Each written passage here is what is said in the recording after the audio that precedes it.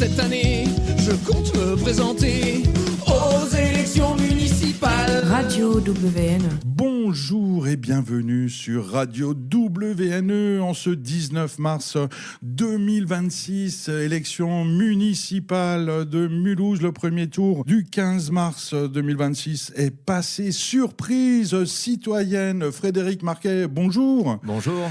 14,26%, la troisième position inattendue de cette élection, avec une fusion surprise de plus et donc peut-être le futur maire de Mulhouse en nos studios. On le rencontre aujourd'hui pour qu'il nous raconte son parcours politique, son programme à venir. Et puis nous avons Julia, bonjour. Bonjour. Julia, qui es-tu ? C'est Finlandaise. Je fais un volontariat européen ici à Mulhouse, à la radio. Et Julia va nous aider à comprendre la politique française et mulhousienne en posant des questions à notre invité Frédéric Marquet. Commençons par le commencement. Donc, dans ta bio, on voit que tu es supporter du FCM, certes, mais surtout du général de Gaulle. C'est à 18 ans, 16 ans, 15 ans que tu adhères au RPR. Ça s'appelait encore autrement avant ? Non, c'était le RPR. Le RPR. Je me suis toujours, moi, d'abord passionné pour cette ville. En fait, à 15-16 ans, moi, il y a la politique, mais je suis évidemment pas encore engagé parce que je crois en plus qu'il faut attendre 18 ans pour s'engager dans un parti politique. Mais je suis déjà celui qui, dans la cour de récré, défend Mulhouse. Et je me suis engagé à 18 ans parce que je croyais qu'il fallait attendre 18 ans. Mais c'était avant tout, et c'est toujours d'ailleurs le cas, c'est avant tout pour faire des choses à Mulhouse. Mais bon, je suis pas issu d'une famille dans laquelle il y avait des personnes engagées, puis j'ai regardé, est-ce que je suis plutôt de droite, est-ce que je suis plutôt de gauche. Alors je ne vais pas vous faire le... Mais c'est vrai que la figure du général de Gaulle a joué, ce refus de la fatalité, et puis des valeurs dans lesquelles je me retrouvais, la famille, la nation, la reconnaissance du mérite, du travail, voilà, c'est des choses qui m'ont fait basculer à ce moment-là, à taper la porte du RPR à l'époque et à adhérer au RPR pour démarrer ma vie politique, on va dire ça comme ça. Et la patrie aussi ? Ouais, bien sûr, la nation, la patrie, ouais. D'accord, tout à fait. on a dit travail, famille. Et c'est vrai, tout à fait. Il manquait la patrie. Je te le confirme. De Gaulle, bon, il est quand même plus Baden-Baden que Mulhouse. C'est pas faux. Donc, mais comment ça se passe quand on est adolescent et qu'on adhère au RPR ? Qu'est-ce qu'on fait ? On va. Alors, moi, il se trouve que j'avais déjà eu un petit coup de projecteur parce que pour illustrer et puis pour amener du concret à ce que je raconte, c'est qu'en terminale, j'ai rédigé déjà un mémoire sur les élections à Mulhouse de 1918 à nos jours. Donc, pour vous dire à quel point le mec était piqué déjà à Mulhouse. Et puis, j'ai eu la chance, parce qu'aujourd'hui, cet article me sert, parce que moi, j'ai pas besoin de storytelling pour raconter mon parcours. J'ai eu la chance d'avoir un article dans l'Alsace sur ce mémoire où je dis exactement ce que je dis encore aujourd'hui, à 52 ans. C'est-à-dire qu'à l'échelle d'une ville, c'est pas une question de droite, c'est pas une question de gauche, c'est pas une question d'étiquette politique, c'est une question de conviction, de projet, d'attachement à sa ville. Et donc, je me suis engagé, parce qu'à l'époque, en 93, pour faire des choses dans sa ville, il fallait rentrer dans un parti politique. Je me suis engagé à droite. Mais en fait, très vite, j'étais un peu frustré parce que dans un parti politique, on parle que de politique. On parle des élections, de comment on s'oppose à l'opposant, et on parlait très peu de Mulhouse. Moi, je me rappelle pas d'une seule réunion au RPR à l'époque sur le sport à Mulhouse, social, la culture, etc.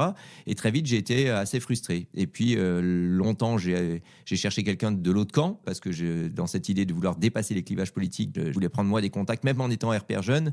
J'essayais d'avoir des contacts avec les jeunes du PS à l'époque, de gauche. Et puis un jour, j'ai rencontré Christophe Muller. Et Christophe Muller, je l'ai rencontré au Conseil du développement, on ne se connaissait pas avant, et il a pris la parole de manière très constructive, positive sur Mulhouse. Et puis j'ai été le voir à la fin en lui disant, écoute, moi je suis dans mon parti, mais on ne parle jamais de Mulhouse. J'ai l'impression que tu es dans un parti différent, et c'est un peu ce que j'ai envie, moi, de démontrer. Et on a créé Mulhouse J'y crois en 2005, donc il y a plus de 20 ans maintenant.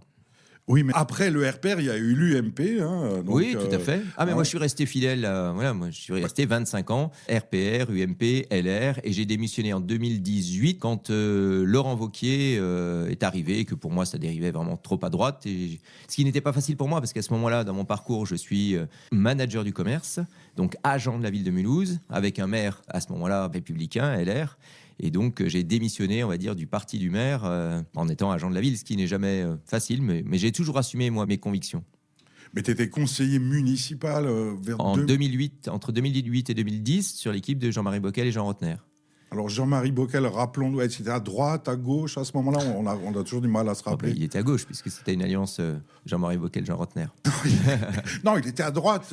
C'est le moment où il a créé un parti qui s'appelle la gauche moderne.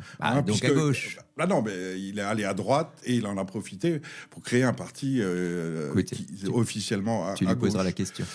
Et mais pourquoi conseiller municipal? C'était pas bien au conseil municipal, tu as siégé c'était pas bien. Si, années. J'ai siégé 2 ans. J'ai même été le président du conseil de quartier Vol-Wagner. Je m'éclatais dans cette fonction. J'y passais beaucoup de temps. C'est vrai que conseiller municipal, c'est pas adjoint, c'est simple conseiller municipal, délégué au commerce. Et je me donnais, c'est-à-dire, oui, je dis souvent conseiller municipal, tu y mets le temps que tu as envie d'y consacrer. C'est pas non plus. Mais moi, j'y mettais beaucoup. À un moment, je disais, j'y consacre 20-25% de ma semaine hors des moments de travail. Donc c'est très prenant.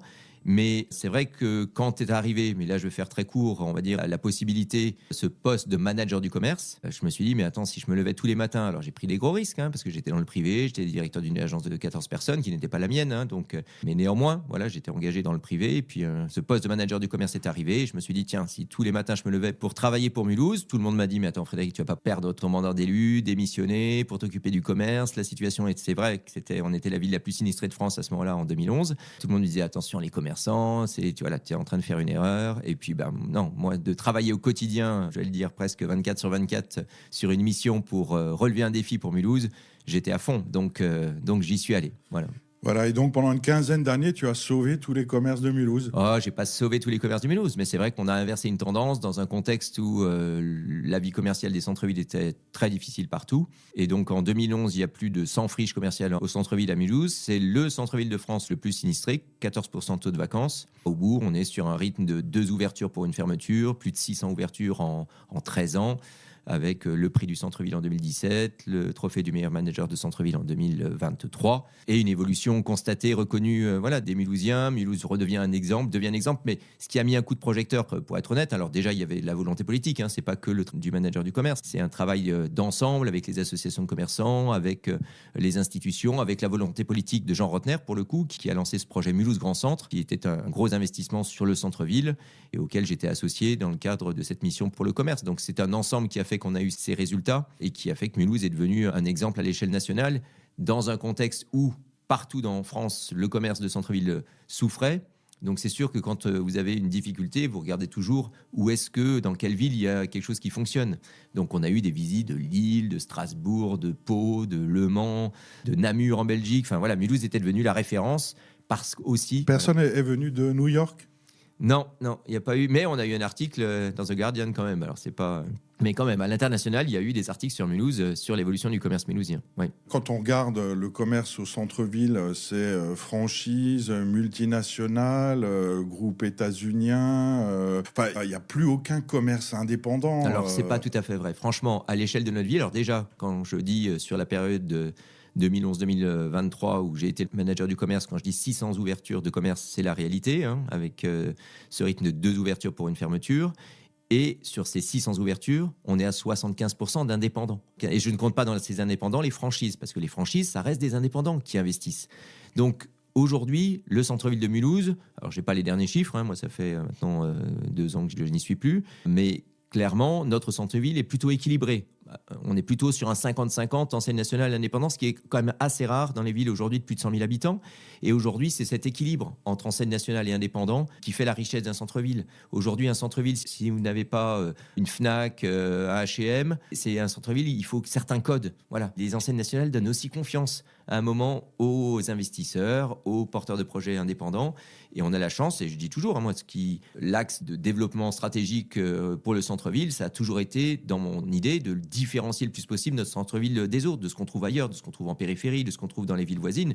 Donc même avec des enseignes nationales, essayer d'attirer celles qu'il n'y a pas ailleurs. Voilà. Mais toujours privilégier l'indépendant, parce que c'est quand même l'indépendant, par définition, qui va différencier un centre-ville d'un autre. Alors, en matière d'indépendance, on a les friteries vietnamiennes, puisqu'on a une vingtaine de friteries qui sont 100% vietnamiennes. Et puis, le centre-ville est peuplé de junk food, kebab, tacos, burgers, poulet congelé, qui est vendu décongelé. Et c'est terrible. On a nos jeunes qui passent en tram peut-être 2 fois par jour pour certains et qu'on attire vers de la bouffe de mauvaise qualité. Alors, je mettrais les friteries un peu à part, parce que c'est une telle spécificité mulhousienne qu'on a envie de les conserver telles qu'elles sont et qu'on y passe toujours un moment exceptionnel. Oui, il y a le nem frite, qui est né à le nem Mulhouse. américain, qui est une invention mulhousienne, en passant. Et donc, cette junk food, c'est Alors, normal, c'est bien Non, c'est pas bien, mais sur la période, par exemple, où j'ai été manager du commerce, il n'y a pas eu une seule ouverture d'un commerce de ce type, de ce que tu viens de citer, sur un local qui n'était pas déjà occupé par ce type d'activité. Je ne dis pas qu'il n'y a pas eu d'ouverture, mais on a toujours concentré ces ouvertures sur des locaux qui accueillaient déjà ce type d'activité. C'est moins le cas depuis que je n'y suis plus, malheureusement. Mais c'est vrai que, en même temps, cette street food aujourd'hui, elle peut être aussi de qualité. Moi, c'est pas parce que y avait un projet de doner kebab qui arrivait que je lui disais, ben non, on n'en veut pas. C'est toujours quand même derrière des entrepreneurs, des gens qui ont envie de faire des choses. Il faut aussi les accompagner, des fois leur ouvrir les yeux sur leurs projets, essayer de faire en sorte que ça soit le plus qualitatif possible, que ça soit en termes de présentation, que ça soit en termes de vitrine, que ça soit en termes de produits, pour eux aussi que ça fonctionne. Parce que moi, je pars toujours du principe quand même que quelle que soit l'activité, c'est un entrepreneur, des fois des familles qui sont derrière, et il faut essayer de faire en sorte que ça fonctionne le mieux. Donc aujourd'hui, je pense que sur le fast-food ou tout ce qui est street food, on a ce qu'il faut à Mulhouse. C'est pas quelque chose qu'il faut développer. Et dans ma mission de manager du commerce, j'ai essayé toujours d'accentuer, d'aider, d'accompagner les projets qui participaient à la bonne stratégie, c'est-à-dire de différencier le plus possible notre centre-ville. Et c'est ce qui a porté ses fruits. Alors, avant de passer en Finlande, rappelons aussi que les dernières législatives, il me semble que tu as demandé l'investiture. Dernière municipale. Dernière municipale. Et je n'ai pas demandé l'investiture, j'ai demandé le soutien. En 2020, donc, tu demandes le soutien en 2020, à Renaissance. Alors, en 2020, j'étudie la possibilité d'être candidat. Et je suis déjà, quand on dit, bah oui, mais en 2020, non, je suis déjà dans cette idée de porter une candidature indépendante. Mais candidature indépendante, c'est d'ailleurs assez drôle, parce que c'est vrai que tu me reposes cette question aujourd'hui par rapport à l'alliance que l'on vient de faire. Mais en 2020 déjà, c'était une candidature indépendante, mais je ne m'interdisais pas d'être soutenu par des partis politiques. Et donc, j'ai fait la démarche d'être soutenu à l'époque par En Marche, qui, si on fait très court, l'idée de départ d'En Marche, qui a quand même clairement évolué, c'était quand même de dépasser les clivages politiques. Donc j'étais en phase aussi avec ce discours. En 2020, avec Mulhouse J'y crois, c'est ce qu'on a fait. On a dépassé les étiquettes, dépassé les clivages. C'est toujours ce que j'ai demandé et souhaité pour notre ville et une réflexion à l'échelle locale. Donc en 2020, quand j'ai été candidat indépendant déjà, quand j'ai étudié la possibilité d'être candidat indépendant, j'ai effectivement demandé le soutien et c'est finalement Lara Millon qui l'a eu. Et oui, Lara Millon, qui est quand même spécialisée en défaites municipales à Mulhouse. Prenons un peu de hauteur, un peu de fraîcheur, filons vers le Grand Nord. Julia, donc, tu nous arrives de Finlande et tu vas nous aider à découvrir Frédéric Marquet, la politique mulhousienne. C'est pas une question facile, mais... J'aime bien les questions pas faciles. Mais pouvez-vous expliquer le paysage politique français pour une jeune Finlandaise qui vient d'arriver à Mulhouse en quelques mots? Ah oui, c'est effectivement pas évident. Le paysage politique français, il a surtout beaucoup évolué ces dernières années. Il y a des partis de gauche, il y a des partis de droite. Jusque-là, on doit être en phase avec la Finlande. Et puis, il y a des extrêmes, avec le Rassemblement national d'un côté, d'autres petits partis aussi qui sont soit plus extrêmes, soit... Et puis LFI de l'autre. Et puis est arrivé Emmanuel Macron avec son idée de casser un peu cette parité, on va dire, gauche-droite. Donc, on a aujourd'hui... un président avec un nouveau parti qui s'est appelé En Marche, qui s'appelle maintenant Renaissance. Voilà, dans les grandes lignes, le paysage politique français. Mais Macron a réellement cassé la gauche-droite. Enfin, oui, il a cassé la gauche et la droite aussi, mais aujourd'hui, on ne peut pas dire aujourd'hui, soit de gauche. Non, tout à fait. Voilà, je suis d'accord. Julia, encore une question ou bien on attaque on t'écoute. Pour les auditeurs, auditrices qui ne connaissent pas bien le système français, comme moi, quel rôle joue concrètement un maire en France dans la vie quotidienne des habitants et des habitantes? Alors un maire, alors ça a évolué aussi, parce qu'aujourd'hui on a toutes les compétences qui sont à l'agglomération, mais un maire s'occupe de sa ville déjà, donc le périmètre d'action d'un maire d'une ville, c'est sa ville. Et puis après, il y a des sujets et des compétences qui sont les compétences du maire. Il y a tout ce qui est la police municipale. Il y a tout ce qui est donc la sécurité, la circulation, la voirie, les écoles, mais pas toutes les écoles. Alors c'est vrai que c'est assez compliqué quand on commence à rentrer dans le détail, ce qu'on va pas faire à la radio, mais les écoles pour le maire, c'est le primaire, les maternelles. Le périscolaire, c'est déjà l'agglomération. Mais tu mets le doigt sur quelque chose. Voilà. Alors, le sport, dans certaines villes, c'est porté par la ville-centre, ce qui est le cas pour nous, par exemple. Tout le sport de haut niveau est porté par la ville-centre. Dans d'autres territoires, c'est l'agglomération qui porte le sport de haut niveau. Le MON aussi, c'est la ville de Mulhouse? Non, le MON, c'est l'agglo aussi, aujourd'hui. Voilà, donc il y a une répartition à un moment des compétences. Mais alors, ça met le doigt aussi sur quelque chose, c'est que moi, je dis aujourd'hui, dans cette démarche de candidature, on s'entend trop souvent dire, quand on est citoyen, « Ah ben ça, c'est pas moi, c'est l'agglo, ça, c'est pas moi, c'est la CEA, ça, c'est pas moi, c'est l'État. » Moi, je pars du principe que demain, les élus qui seront dans mon équipe, si un Mulhousien les interroge, ce sont des élus mulhousiens. Et donc, on n'a pas à répondre, « Ça, c'est pas nous, je peux pas vous répondre, c'est l'agglo. » Un Mulhousien qui pose une question à un élu mulhousien, il doit lui dire, si c'est pas de sa compétence, il lui dit que c'est pas de sa compétence, mais il lui dit, je vais chercher l'info et c'est moi, en tant qu'élu mulhousien, qui revient vers la question du Mulhousien. Et je pense que déjà ça va changer les choses parce que ça va obliger les uns et les autres à s'approprier les sujets et répondre de manière très directe et réelle aux citoyens. C'est pas aux citoyens, aux Mulhousiens de chercher qui a la compétence de quoi, parce que encore une fois, tu mets le doigt sur quelque chose qui est une réalité aujourd'hui, qui complexifie beaucoup, qui met une distance entre les élus, le système et les citoyens. Et c'est pour ça que nous, on veut retrouver cette proximité-là. Je le faisais, je sais que c'est possible, je le faisais en tant que manager du commerce à une autre échelle. Quand un porteur de projet venait, j'aurais très bien pu lui dire, ça, c'est pas moi, c'est la voirie, ça, c'est pas moi, c'est l'hygiène, ça, c'est pas moi, c'est l'urbanisme, ça, c'est pas moi, c'est le service restauration. J'ai toujours agi comme ça. Et c'est là qu'on voit qu'une mairie, elle est utile.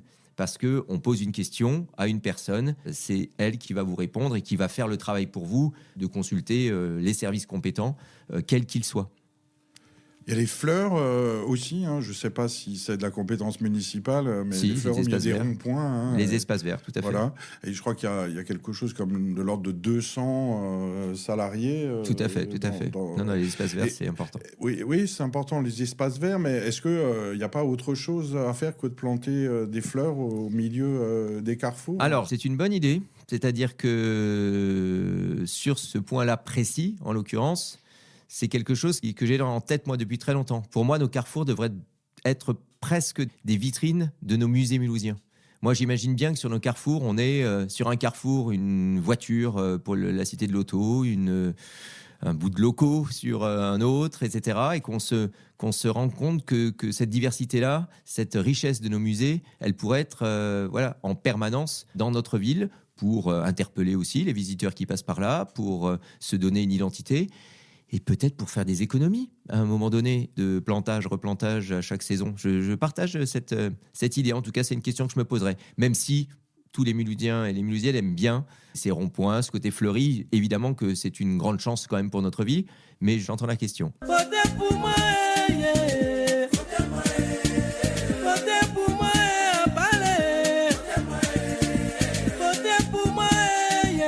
Peut-être que les Mulhousiens, les Mulhousiennes aiment les ronds-points, mais à Sausheim, on les aime encore plus. Hein. C'est terrible.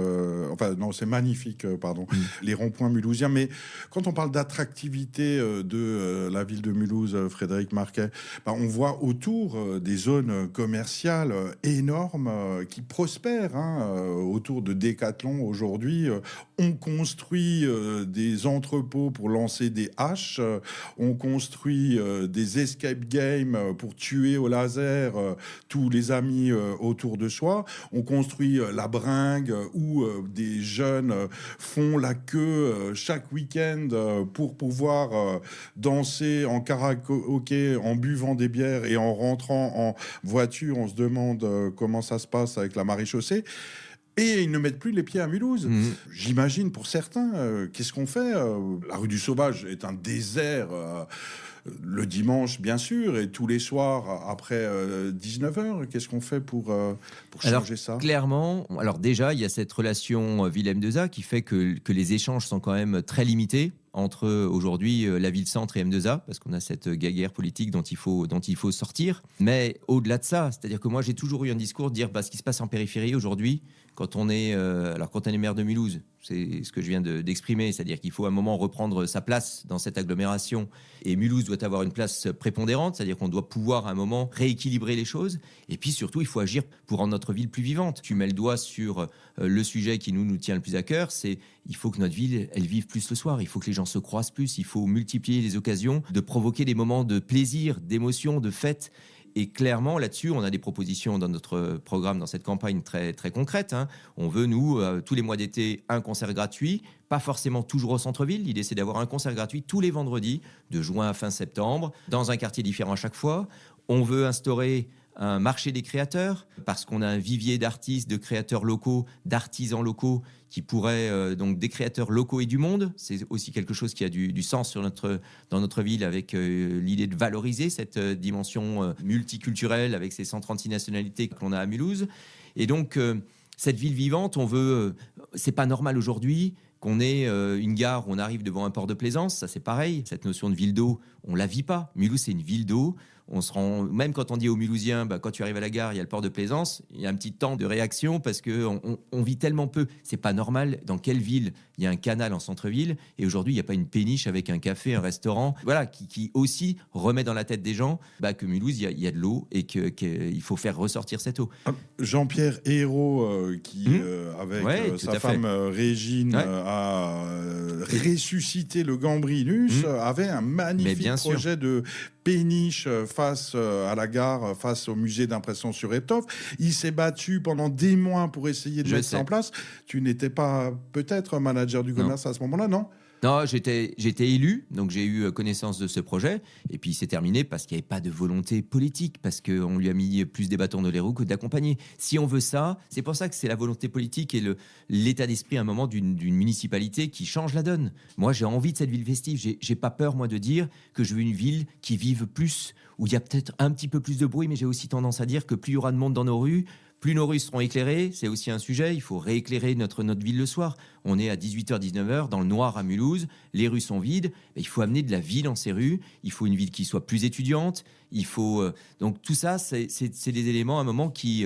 qu'est-ce qui crée ce sentiment d'insécurité ? C'est parce que c'est sombre et vide. Donc demain, s'il y a un peu plus de bruit, je suis certain que même toutes les générations auront tendance à sortir aussi un petit peu plus et qu'on change l'état d'esprit de notre ville. Mulhouse, c'est la grande ville la plus jeune de France. 42% de la population a moins de 30 ans.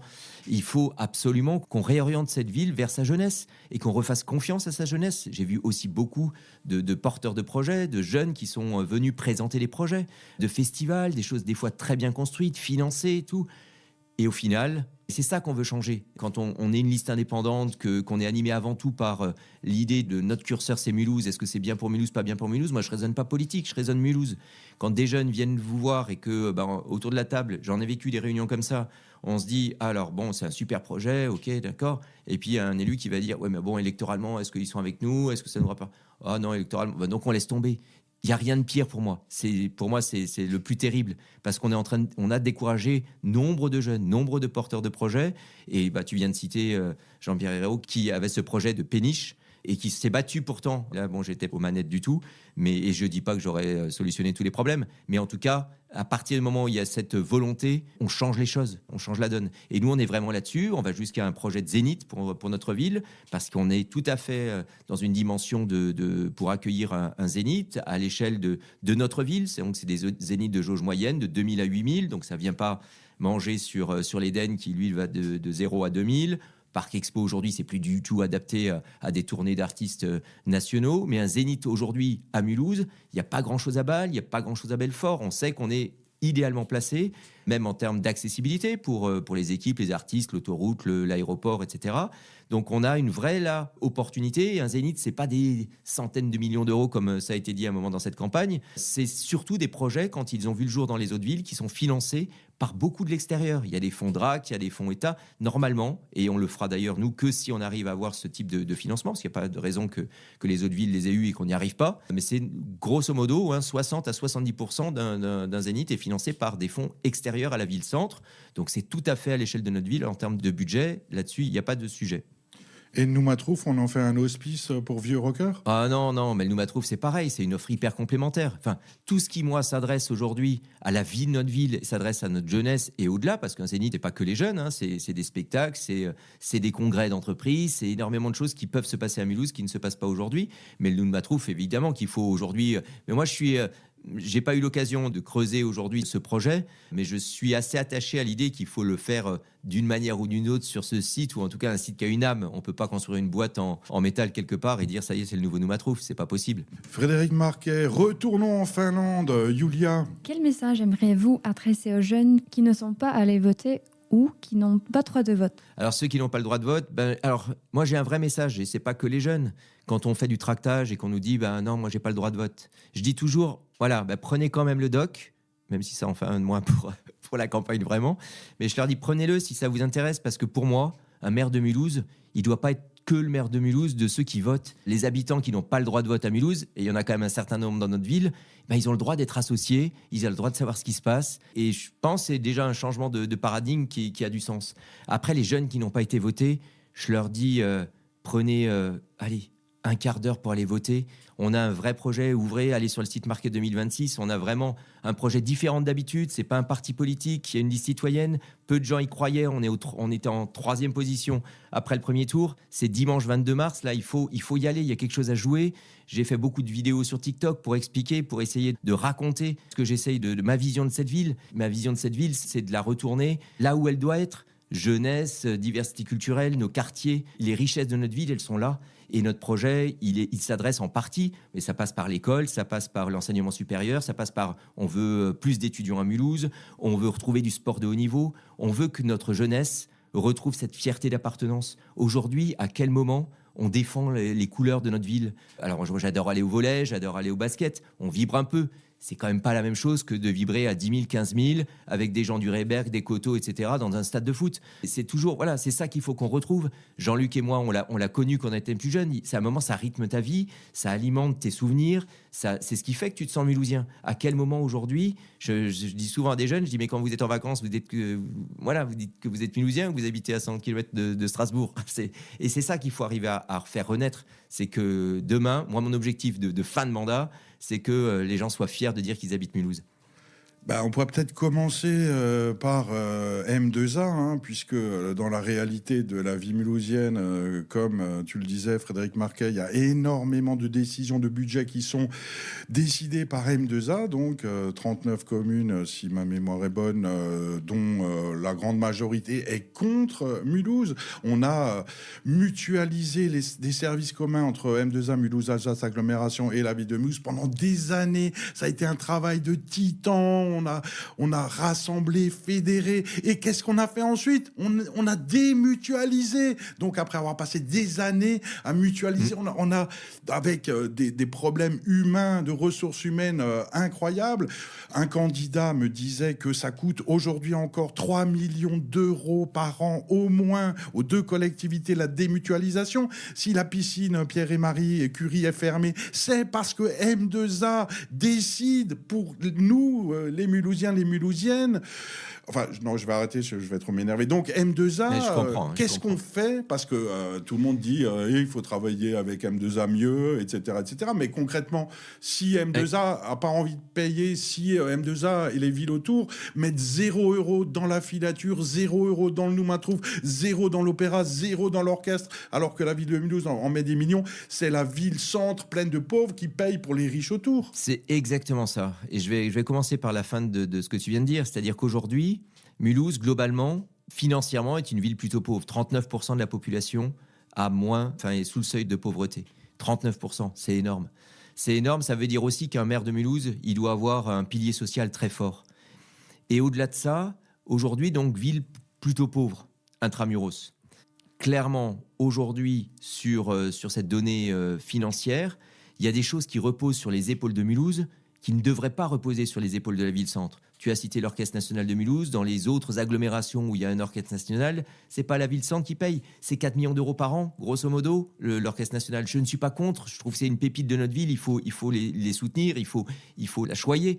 mais c'est pas à la ville-centre aujourd'hui de supporter le coût annuel de cet orchestre national. Et dans les autres agglos, ce n'est pas la ville-centre, c'est l'agglo. Le sport de haut niveau, c'est aujourd'hui la ville-centre qui paye le sport de haut niveau. Dans les autres agglomérations, c'est l'agglomération, un conservatoire de musique tel qu'il est aujourd'hui à Mulhouse, ça doit être porté par l'agglo. Donc aujourd'hui, on est plutôt pauvre et on porte des choses sur notre petites épaules qui d'habitude dépendent des agglomérations. Donc effectivement, il faut retrouver cet équilibre. Mais aujourd'hui, qu'est-ce qui fait qu'il y a cette situation ? C'est qu'on est en guéguerre, effectivement, entre les villes, l'agglomération et la ville-centre. Donc il faut là renouveler les élus, renouveler les discours, renouveler peut-être les hommes et les femmes de ces territoires. Et on est là sur une élection municipale qui se passe aux mêmes endroits. Nous, on a essayé de constituer, parce que j'ai travaillé moi pendant quasiment 1 an sur le projet qu'on présente, et je n'ai pas fermé la porte, contrairement à ce qui se fait d'habitude dans la politique, parce qu'on me disait, mais Frédéric, tu travailles avec des gens qui habitent pas Mulhouse, à quoi ça sert ? Demain, ils seront pas sur ta liste, tu n'arriveras jamais à faire ta liste. Nous, pendant 1 an, on a travaillé avec des gens venus de Brunstad, de Dinenheim, de Mulhouse. Je n'ai pas fait de critères, t'habites Mulhouse, t'habites pas Mulhouse. Et du coup, ces gens se sont tellement pris au jeu qu'on en retrouve aujourd'hui sur des listes dans plusieurs communes.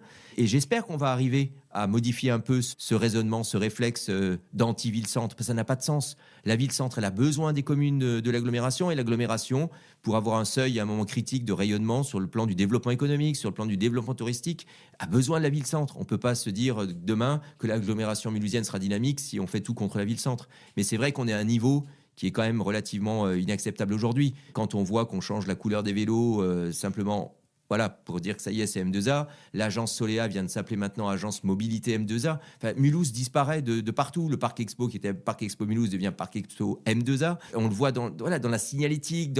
Il faut pas avoir honte de cette donnée Mulhouse. Au contraire, c'est une ville exceptionnelle, notre ville. Il faut qu'on en révèle le potentiel ensemble avec l'agglomération.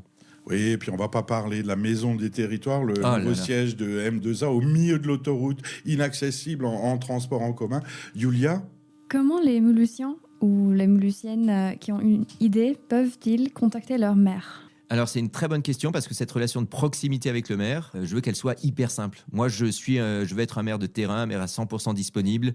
Je veux, par exemple, de manière très simple, moi je veux remettre des permanences du maire. 1 fois par mois, je suis à l'hôtel de ville, ou je suis dans un quartier, ou je suis quelque part, mais 1 fois par mois, un samedi matin, sans rendez-vous, être disponible pour les gens parce que parfois il y a des gens qui veulent poser une question au maire, ou ont un dossier qui traîne quelque part. Donc moi je veux être informé de ça. Je veux que les gens puissent s'adresser à moi, et puis on va multiplier, nous, les réunions publiques. Les réunions publiques dans les quartiers, aujourd'hui, il y en a 4-5 à l'échelle de la ville. Nous, on veut qu'il y en ait une, et c'est ce que Jean-Marie Bockel faisait déjà à l'époque, c'est une réunion publique par mois dans un quartier différent, même s'il n'y a pas de sujet. Aujourd'hui, il y a une réunion publique quand l'élu se dit « Ah, ça va grincer un peu, il faudra faire une réunion publique parce que s'il y a ce chantier qui va démarrer, etc. » Moi, je me moque Alors, quand il y a un chantier ou un projet, on fera la réunion sur le projet ou le chantier, mais il faut qu'on fasse des réunions publiques, j'allais dire, pour rien.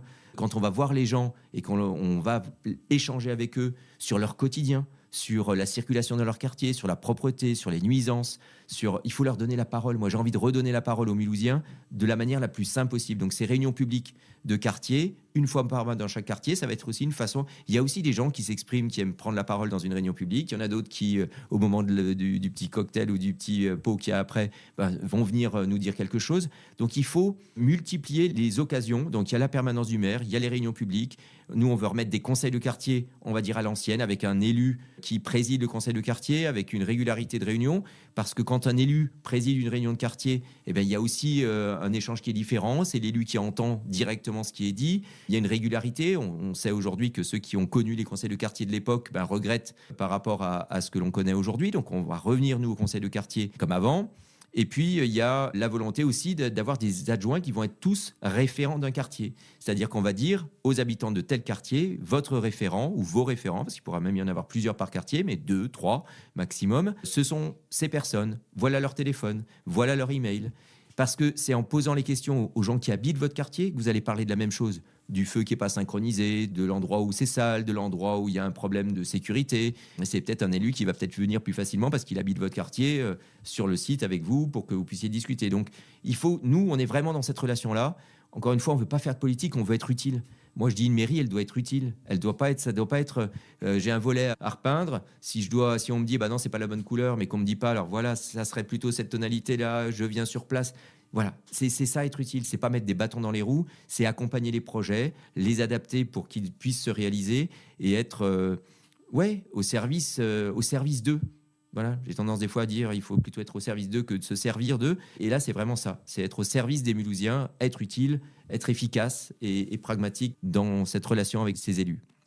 Frédéric Marquet, quand tu dis je vais être maire à 100%, ça me fait penser à Jean Rotner, dont tu étais conseiller municipal, qui, je crois que c'était en 2008, il a été élu maire peut-être cette année-là, où il a dit je serai maire à 100%. Et puis finalement, il a été maire à 0%, puisqu'il est allé devenir président du conseil régional du Grand Est. C'est toujours rigolo, les promesses électorales. Mais bon, je pense que quand on connaît mon parcours, on a compris qu'il n'y a que Mulhouse qui m'intéresse, vraiment. Mais sinon, Mulhouse, tu disais 39% de population sous le seuil de pauvreté. Mais qu'est-ce qu'on fait pour tous ces pauvres? Parce que, des concerts, du sport, mais tout ça, déjà, ça coûte de l'argent. Il faut payer pour la plupart du temps. Et nos pauvres qui n'ont pas d'argent pour prendre le bus, le tram, ne serait-ce parfois du mal à manger, à payer la cantine des enfants. C'est quoi le programme social de Frédéric Marquet?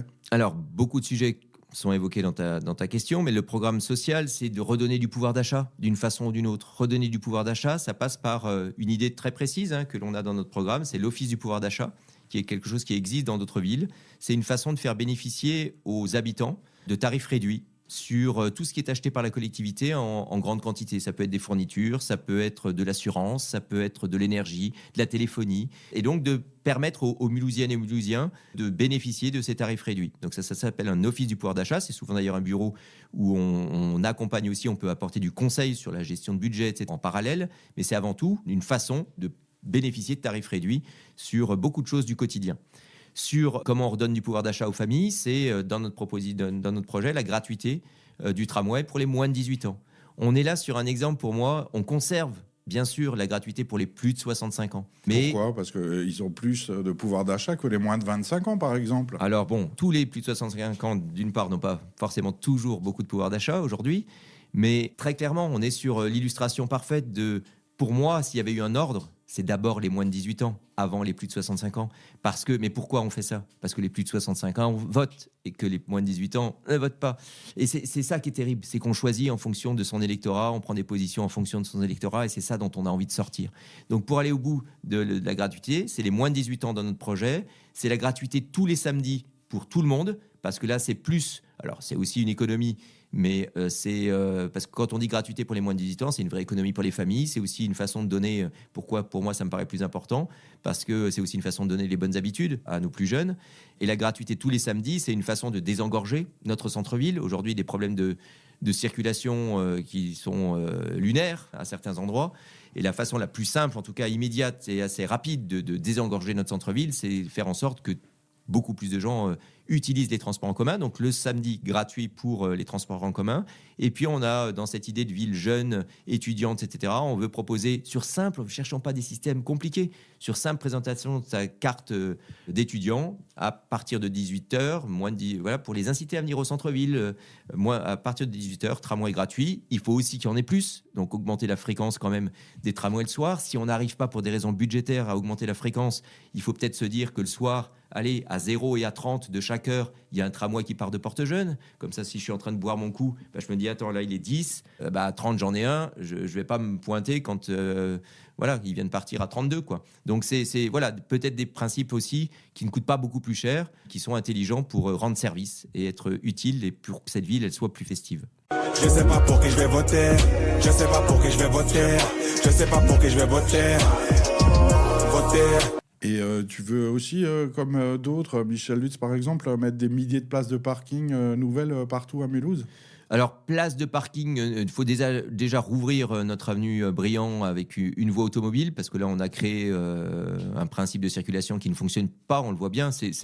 On a piétonnisé cette rue pour des raisons, pour sortir un peu la voiture du centre-ville et des raisons écologiques, la qualité de l'air. En fait, on a créé des bouchons qu'il n'y avait pas avant.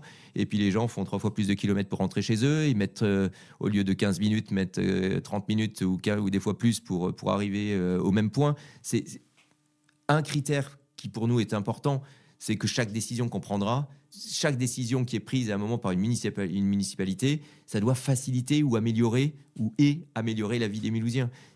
De ses électeurs surtout. Ben non, mais c'est là qu'on va changer la donne. Moi, je raisonne pas électeur. J'ai un exemple qui me vient en tête, parce que c'est l'image de Mulhouse. L'image de Mulhouse, on sait tous que c'est certainement un enjeu premier, parce qu'il y a un décalage entre l'image qu'on véhicule, l'image de cette ville à l'extérieur. Voilà. Et là, pour se dire comment je me positionne sur des sujets, il y a eu le sujet de l'Aïr, avec ces étudiants qui, sur une performance artistique, ont tapé sur une voiture de police avec qui n'était pas mulhousienne, la voiture de police. Oui, c'est vrai. Et donc, là, clairement, on voit quoi ? Systématiquement, quand il y a un fait comme ça d'actualité, moi, dans la campagne, j'ai pas pris position tout de suite, parce que je trouve qu'on fait du mal à Mulhouse. La maire de Mulhouse, qu'est-ce qu'elle fait à ce moment-là ? Elle appelle le préfet, elle appelle le ministre. Les groupes antiterroristes, peut-être. Non, mais presque. Enfin, il y a vraiment, c'est monté sur les journaux nationaux, etc. Mais pourquoi ? Parce qu'à ce moment-là, elle dénonce ce geste inacceptable, etc. Parce que son électorat est plutôt de droite et que ça va plaire à son électorat. Et puis, ceux qui sont de l'autre côté, ils prennent la défense des artistes à fond parce que leur électorat est de ce côté. Il faut arrêter de raisonner comme ça. Parce qu'en ayant fait ça, qu'est-ce qu'on a fait ? On a fait du mal à Mulhouse. On a fait du mal à Mulhouse parce que cette histoire, elle a fait le Tour de France. C'est dommage. On sait à quel point c'est difficile de faire évoluer l'image de Mulhouse. Qu'est-ce que j'aurais fait en tant que maire ? Franchement, je l'ai déjà dit, mais sur le coup, je trouvais que c'était malvenu, cette performance artistique. Mais à réflexion, au bout de 5 minutes, on se dit, c'est des artistes, c'est dans une école, ça m'a provoqué une émotion, donc la performance artistique est... Voilà, il faut lui laisser, on est sur cette liberté-là. Donc, il n'y a pas de sujet. Donc, j'aurais peut-être, pour comprendre exactement ce qui s'était passé un coup de fil au directeur, mais ça serait arrêté là. Et il n'y a pas de raison, voilà. Donc, on souffre tellement à un moment d'image décalée de notre ville, etc., qu'il faut être très, très... prudent quand on... Mais bon, voilà, c'est ça. C'est un exemple de quand la politique passe avant l'intérêt de Mulhouse sur un fait très, très précis. Mais au moins, on a parlé de Mulhouse dans la France entière. Julia, repartons en Finlande avec Frédéric Marquet. J'ai encore une question sur les jeunes. Comment est-ce que les jeunes de moins de 18 ans peuvent participer à la vie politique concrètement ?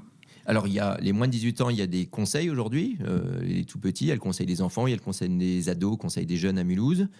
Alors, j'ai appris récemment que pour entrer dans le conseil, je pense que c'est pour les 3, mais c'est que les années binaires, c'est-à-dire que si tu es né en 2019, tu pourras jamais rentrer parce que c'est des mandats de 2 ans, et donc si tu es né pas la bonne année, ça colle pas. Donc là, il y a peut-être un truc quand même à revoir, parce que c'est quand même très frustrant pour un enfant de se dire je peux pas rentrer au conseil des enfants parce que je suis pas né la bonne année. C'est quand même grave quelque part de frustrer, mais c'est une façon de participer. Après, il y a plein de façons aujourd'hui. Moi, par exemple, j'ai envie, ça me fait penser à ça. J'ai envie que les Mulhousiens s'approprient davantage leur histoire, l'histoire de Mulhouse. L'histoire de Mulhouse, aujourd'hui, nos jeunes, nos enfants ne la connaissent pas suffisamment. Donc la vie politique, c'est aussi ce qui s'est passé dans notre ville et alimenter cette fierté d'appartenance, parce que quand on se raconte l'histoire de Mulhouse en 10 minutes, 12 minutes, on a quand même une histoire de fou, quoi, du début à la fin. On est sur cette petite république autonome qui se défend, qui devient un exemple à l'échelle mondiale. Il y a quand même des choses qu'on a inventées à Mulhouse. Il y a énormément d'éléments qui font qu'on a des raisons d'être fiers de Mulhouse. Donc ça, il faut aussi que nos petits Mulhousiens aillent plus souvent dans les musées. Il faut inciter à l'école primaire, à l'école, même à la maternelle. Moi, j'ai été à l'école Cours de Lorraine. Je crois que j'ai souvenir que quasiment toutes les semaines, on était fourrés au musée historique, à faire la dictée sur... Mais c'est ça qui alimente peut-être, c'est peut-être d'ailleurs pour ça qu'aujourd'hui, je défends cette ville à ce point-là. Et puis c'est drôle parce que dans cette campagne, j'ai retrouvé ma maîtresse de CE2, donc ou de CE1. Oui, mais l'histoire de Mulhouse, c'est aussi Mulhouse libérée par des Noirs et des Arabes. Bien sûr, bien sûr. Et c'est pour ça que c'est intéressant. Avec des enfants d'immigrés troisième génération qui ne le savent pas. Bah oui. Alors qu'ils ont eu leur école rue du 4e régiment marocain de montagne, je crois. Hein. Et donc, qu'est-ce qu'on fait pour ça ? Parce que c'est hallucinant. Mais c'est exactement ce que je souhaite faire. C'est-à-dire qu'il faut à un moment qu'on prenne conscience, quand on dit il y a toujours eu, on a toujours été une terre d'accueil, une terre d'immigration. Cette ville, elle a grandi comme ça. Ces 136 nationalités aujourd'hui, il faut en faire quelque chose. Est-ce qu'il faut à Mulhouse, je passe à quelque chose de très très concret, mais un institut des langues. Il y a certainement cette spécificité-là, il faut l'exploiter et la valoriser. Nous, on veut, par exemple, relancer le festival auto. On lance en même temps street food, cuisine du monde. Il faut que les Mulhousiens prennent conscience de la chance qu'on a finalement de croiser le monde entier dans nos rues. Mais c'est vrai. Pour moi, je le pense vraiment quand on est en période de Ramadan. Alors, dans cette campagne, c'est un peu particulier. Puis du coup, j'ai eu l'occasion de faire plusieurs ruptures de jeûne dans des associations, dans des communautés. Mais c'est magique. D'un coup, on est en vacances. Non mais vraiment, je pense vraiment. Je pense qu'il faut qu'on arrive à faire prendre conscience. L'avenue Aristide Briand aujourd'hui, quand vous allez à l'avenue Aristide Briand, vous passez des Balkans à l'Asie, au Maghreb, c'est cette rue du monde, moi j'y crois. C'est-à-dire que je pense même que j'étais un des premiers avec Mulhouse j'y crois à lancer cette idée de rue du monde. Mais aujourd'hui, il faut valoriser ça. C'est pas en gardant des vitrines un peu pas terribles. Il faut, marketer ça. Et sur ce sujet-là, moi, je suis certain que ça peut devenir un élément d'attractivité et que le touriste demain dira elle est où cette rue du monde, je veux y aller. Voilà. En tout cas, les voitures, on sait où elles seront, puisqu'elles retourneront à Briand-Franklin, et puis qu'il y aura un festival de l'automobile. Alors j'imagine une centaine de milliers de voitures invitées à Mulhouse dans les rues, ça va être merveilleux. Rappelons-nous quand même que 95% du temps de vie d'une voiture, c'est à l'arrêt. Et par exemple, les services municipaux ont je ne sais combien de dizaines de véhicules à leur disposition, dont la plupart passent du temps à l'arrêt, toute leur vie ou presque. Or, on a par exemple une coopérative d'autopartage, Cities. Est-ce que ça serait pas une bonne idée, au lieu d'acheter encore et encore des nouvelles voitures pour nos merveilleux fonctionnaires et vacataires municipaux, d'acheter des voitures en autopartage et que quand ils sont pas occupés, utilisés par les services municipaux, ils seraient mis à disposition des Mulhousiens? C'est une bonne idée. Alors après, je n'ai pas cette notion de dizaines de voitures, etc., à l'arrêt, etc. Mais si tu le dis, c'est que tu t'es renseigné. Là, pour le coup, je n'ai pas cette information et j'ai été 13 ans à la ville. J'ai jamais identifié cette particularité-là. Il suffit d'aller voir le service architecture à DMC où il y a, rien que pour ce service-là, une quinzaine de voitures garées. Je verrai ça dès le 23 mars. Et sinon, allez, restons dans les voitures. Mais les voitures, les polices de la police municipale, donc comme la moitié des candidats, tu veux recruter, je sais plus, 30, 25, 40, 25. Allez, c'est quand même moins que le RN. Oui. Mais c'est plus, je sais plus, Minery, combien il en veut, puisque maintenant la gauche est sécuritaire aussi. Et donc, tu t'es fait souvent agresser à Mulhouse. On a besoin de plus de police, et j'imagine que tu veux aussi rajouter des caméras partout. Alors, sur la sécurité, clairement, moi, la première chose que je dis, c'est que Mulhouse, c'est pas Chicago. Et là, tu as raison dans ta façon de poser la question, c'est-à-dire qu'il n'y a pas de spécificité mulhousienne sur l'insécurité à Mulhouse, et on en fait des tonnes, ce qui participe déjà à cette mauvaise image, et on l'alimente au quotidien. Je dis souvent, il y a un coup de couteau à Mulhouse, ça fait 3 jours sur les réseaux sociaux, tout le monde en parle, et les Mulhousiens eux-mêmes en disant « t'as vu ce qui se passe à Mulhouse ?» Il y en a 3 en même temps à Colmar et 5 à Strasbourg. Les Colmariens et les Strasbourgeois ne sont pas en train de dire « t'as vu ce qui s'est passé dans notre ville de merde ?» Donc il faut à un moment qu'on regagne, qu'on retrouve un peu de sérénité par rapport à ça. Cela dit, quand on interroge les Mulhousiens, et là pour le coup je l'ai fait ces derniers mois de manière intense, la sécurité revient quand même systématiquement. C'est-à-dire qu'il y a quand même ce sentiment. Alors je dis pas qu'il se passe rien non plus. Il y a quand même des points sur lesquels on n'est pas bon, sur les violences intrafamiliales, il y a quand même des sujets à Mulhouse particuliers. Et c'est à ça qu'il faut s'attaquer. Mais clairement, il y a ce sentiment, cette image.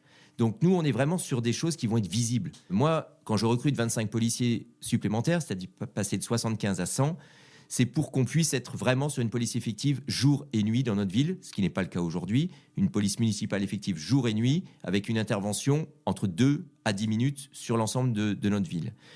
La vidéoprotection est quand même quelque chose qui protège aujourd'hui nos habitants. il faut, j'allais dire la développer, mais il faut déjà réparer les caméras qui ne marchent pas, parce qu'aujourd'hui, on va dire que 3 fois sur 5, quand il y a un souci, on se rend compte que la caméra n'a pas marché. Donc c'est quand même par là qu'il faut commencer. Et puis on est sur cette idée de visibilité. On veut par exemple, chose qui peut paraître un peu folklorique, mais qui fonctionne. On a souvent, nous, intégré à notre programme des choses qui fonctionnent, qui sont en pratique dans d'autres villes. On veut une brigade montée à cheval dans notre centre-ville. On veut 3 chevaux avec des policiers, parce que dans les villes où c'est en place, Cannes, Tours, région parisienne, région lyonnaise, c'est efficace. C'est efficace parce que déjà en termes d'ambiance, d'avoir des chevaux au centre-ville, les familles, il y a ce côté je vais caresser le cheval, il y a ce côté je vais discuter du coup avec un policier. Et puis les chiens aussi, ça, on peut les caresser. Ouais, c'est vrai. Et le policier, surtout à cheval, ce qui est moi le cas à dos de chien, à dos de cheval, il voit beaucoup plus loin. Donc il peut aussi interpeller, voir le petit harcèlement de rue qu'on voit pas forcément quand on est dans la foule, le jet de papier. Enfin voilà, moi je dis souvent, on me prend pour souvent un gentil, bienveillant. Mais j'ai envie de dire, sur ces sujets-là, sur n'importe quel sujet, quand on fait du mal à Mulhouse, quand il se passe quelque chose de négatif, j'ai envie de défendre cette ville. Voilà, à un moment, il va pas falloir toucher à Mulhouse. Il y a cette notion de respect aussi qu'il faut qu'on réinstaure. Sur la sécurité, j'ai parlé de l'éclairage tout à l'heure rapidement, mais nous, on veut rééclairer les rues jusqu'à 1h du matin, en semaine, jusqu'à 6h du matin le week-end, parce que on voit bien que là, il se passe des choses. Quand j'entends des mamans qui disent j'ai déposé ma fille au restaurant, je vais la chercher juste devant, puis quand elle sort, il faut que je sois juste devant.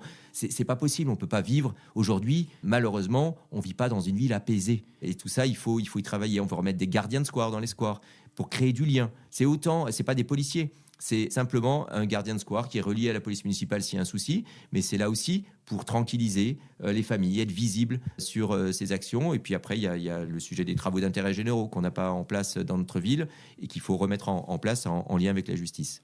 Mais Yulia, en tout cas, elle est apaisée, on t'écoute. Et à Mulhouse, pour les élections municipales, où se déroule le débat politique? Est-ce qu'il faut suivre des médias, des réseaux sociaux? C'est une belle question, Yulia, vraiment. Parce que donc, nous, on est une liste indépendante. Et donc, au premier tour, on nous a dit, non, donc il y avait 11 listes. Allez, on va reconnaître qu'il y avait beaucoup de listes et que c'était difficile de faire un choix. Donc, les débats télévisés se sont limités à 5 personnes pour France 3 et à 3 personnes pour BFM. Donc, nous n'étions pas invités. Nous avons fait un recours à l'Arcom qui nous confirme que c'est pas, voilà, la règle nous aurait permis d'être invités, mais ça reste la liberté de la chaîne d'organiser. Donc, en l'occurrence, les débats se passent partout, dans la presse, dans la rue et à la télé. Mais sur le premier tour, nous n'avons pas été invités. Et là, ça me donne l'occasion de parler d'un sujet qu'on vient d'apprendre hier. C'est que au deuxième tour, on n'est plus que 5, puisque nous avons fusionné. Donc, on est le bon nombre. Mais c'est quand même scandaleux. Et je pense que la maire de Mulhouse a refusé le débat. Donc, elle refuse le débat. Donc, la conclusion, c'est qu'il n'y aura pas de débat. Parce que la maire de Mulhouse refuse le débat et que la ligne de France 3, c'est si le maire sortant refuse le débat, il n'y a pas de débat. Et voilà. Donc, on est de nouveau dans un deuxième tour sans débat pour notre ville. Donc, la petite liste indépendante, j'ai l'impression qu'on n'a pas trop envie de lui donner la parole. Michel Lutz qui a peur de Frédéric Marquet, comme le monde est étonnant. On arrive à la fin de cette émission, mais il faut évidemment, bien sûr, Frédéric Marquet, une liste indépendante, citoyenne, etc., etc. Il faut nous raconter la fusion, puisque donc la fusion avec Lara Millon qui n'est pas indépendante, alors elle est peut-être citoyenne, qui est vice-présidente de la CEA, Collectivité européenne d'Alsace, qui est conseillère régionale du Grand Est, qui est présidente de Citivia SEM, donc qui gère des dizaines de millions d'euros d'investissement immobilier public, qui est présidente de Renaissance Haut-Rhin. Je ne sais pas encore qu'est-ce qu'elle cumule comme casquette. Enfin, c'est l'exemple typique de ce qui est loin d'être indépendant. Donc, comment expliquer? D'abord, comment ça s'est passé? Parce que est-ce que dimanche soir, tu te dis celui qui fusionne va gagner, donc je suis moins con que les autres, donc je fusionne, ou bien tu dis indépendant, et tous les gens qui te croisent, tu dis je reste indépendant, je fusionne avec personne. J'ai des témoins, et finalement, en réfléchissant, tu t'aperçois que pour gagner, c'est mieux de fusionner. Alors clairement, les résultats ont un impact sur ce qu'on fait au deuxième tour. On fait 14%. On est 6 listes à passer au second tour. On est tous dans un mouchoir de poche, clairement. Il doit y avoir... entre ma liste et la suivante, il y a 20 voix. Entre celle de Lara Millon et la nôtre, il y a 200 voix. On est vraiment sur un mouchoir de poche sur ces 6 listes. Voilà.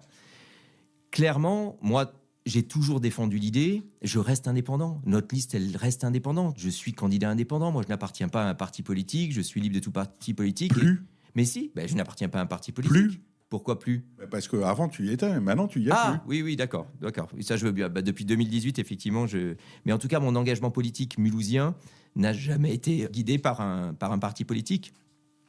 Et donc, j'ai toujours prôné, comme je le disais tout à l'heure, avec Mulhouse, j'y crois, c'est on dépasse les clivages, on dépasse les étiquettes, on sert un projet. On a eu la chance, les Mulhousiens nous ont donné la chance d'être 3e, donc ça nous permet de conserver notre projet tel qu'il est. C'est-à-dire qu'aujourd'hui, ça s'est fait comment? C'est que, clairement, il y a un ralliement de l'équipe de la Ramillon, en partie, parce que c'est pas une fusion, hein. On est sur 15 entrées, sur la partie éligible, voilà, on est dans un rapport qui est cohérent par rapport à ce qu'on a proposé.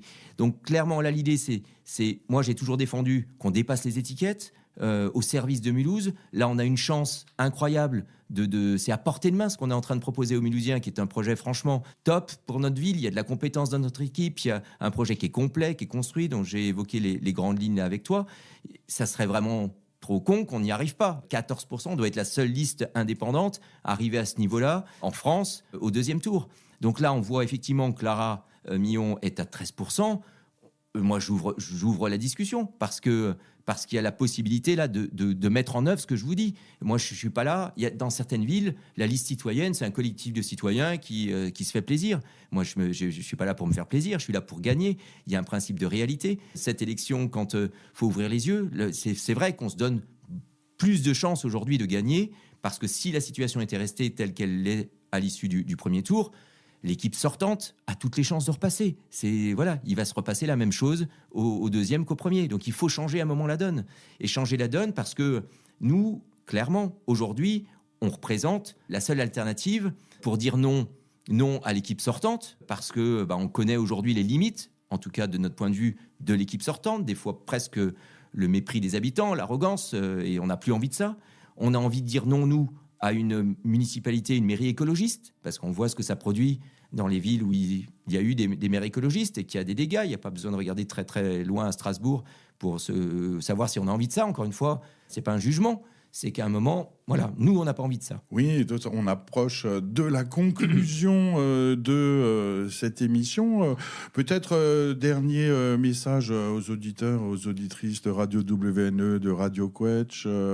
Quelle est la première mesure que Frédéric Marquès, il est élu maire de Mulhouse le 22 mars 2026, prendra? J'en ai 2 en tête. Alors, je vais t'en sortir 2. C'est pas une mesure, c'est qu'il faut se mettre tout de suite au travail. Il y en a une il faut se mettre au travail parce que c'est l'urgence. C'est qu'on veut créer, c'est la Coupe du Monde de foot en 2026.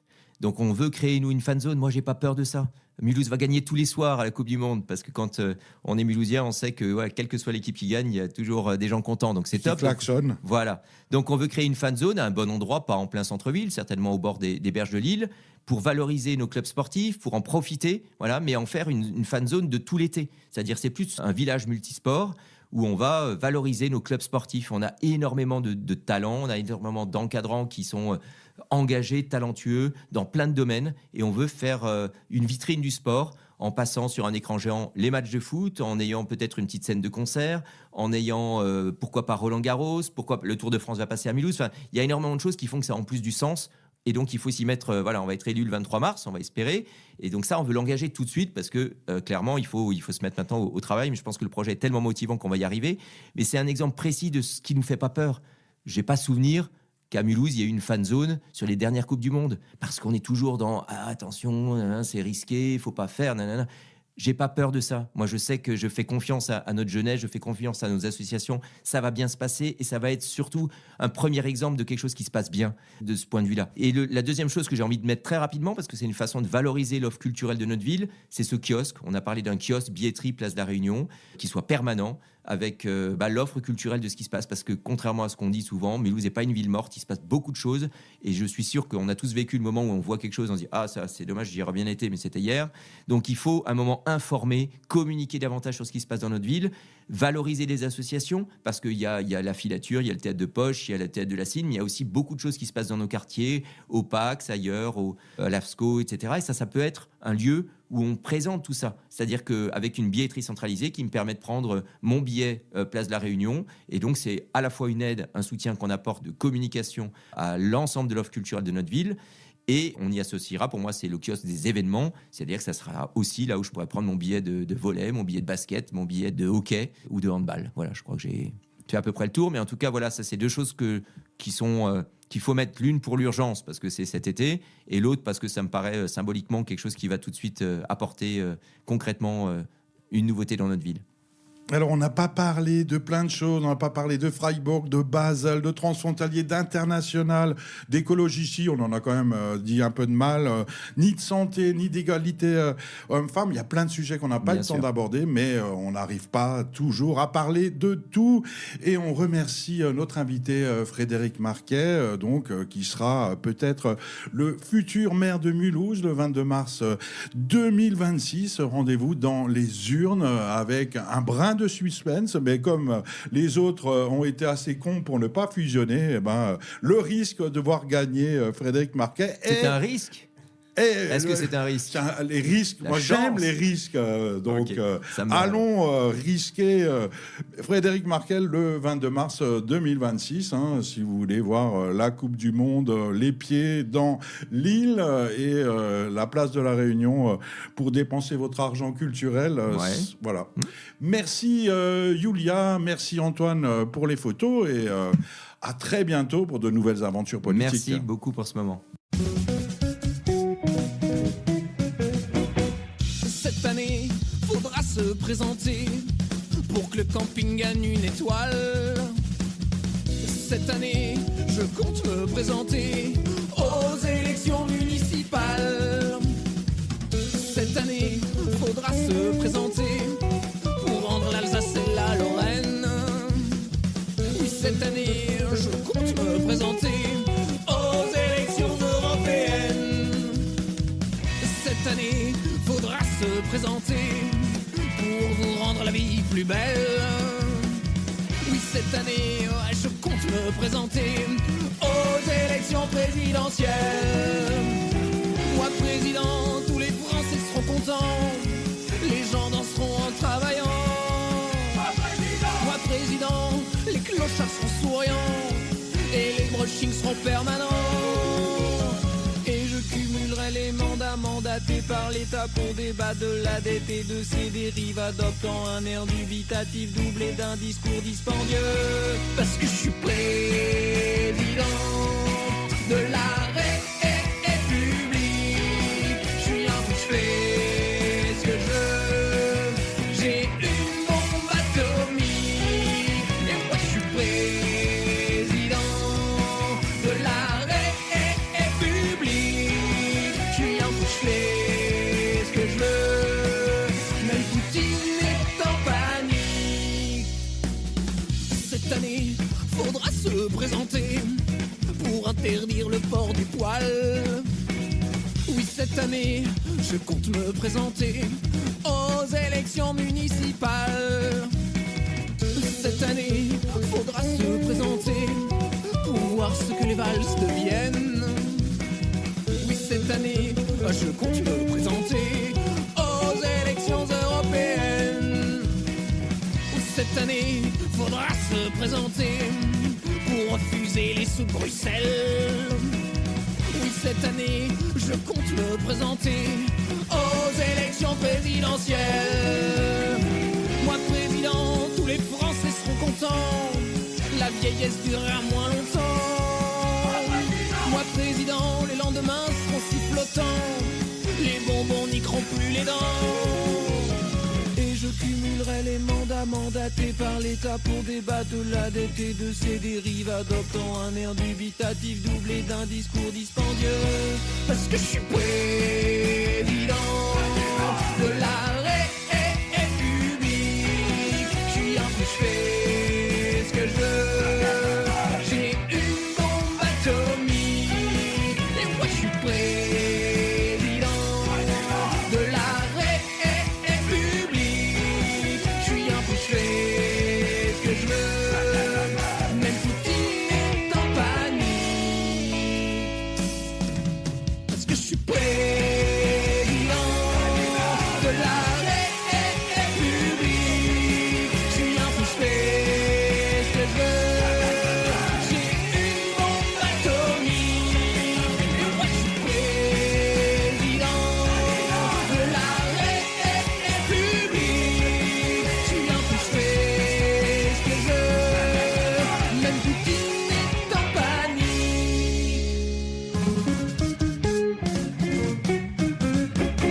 Radio WN.